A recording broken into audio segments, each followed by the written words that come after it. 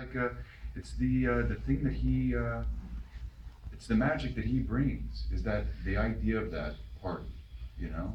Well, maybe And the that smartest illusion. thing about him. I was gonna say, the thing I love about Joe McMillan is he articulates the purpose of the technology better than anybody.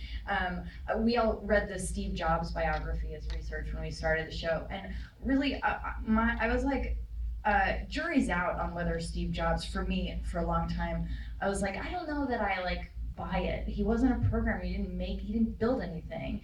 And at a certain point, I realized after I met some of the tech people that did build the products, and you meet them and you realize that they're geniuses, they're brilliant, but they never could have imagined or articulated this big, massive, beautiful goal, a touchscreen iPhone or the iPod. Like, these are massive, beautiful ideas that are about people and the way people's brains work. They're things that don't exist.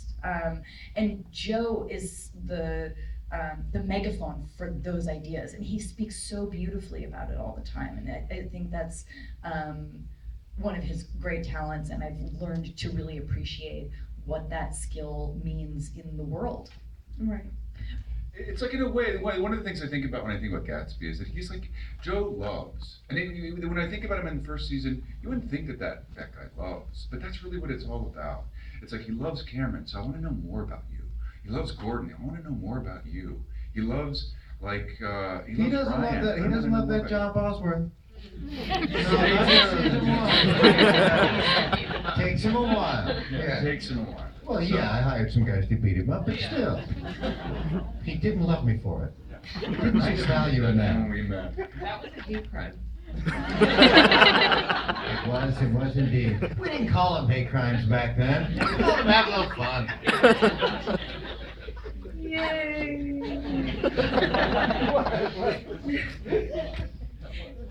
No, I think there is a quote that someone smarter than me once looked at the Sondheim musical Sunday in the Park with George, and they said that the first act is about how difficult it is to be a genius. The second act is about how difficult it is not to be a genius.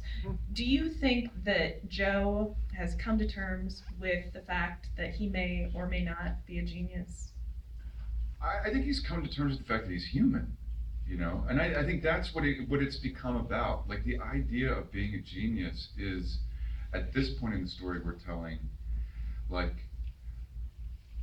irrelevant. Like, I think in the first season he wanted to be a genius, you know. In the third season he pretended to, you know, he kind of created an illusion that he was.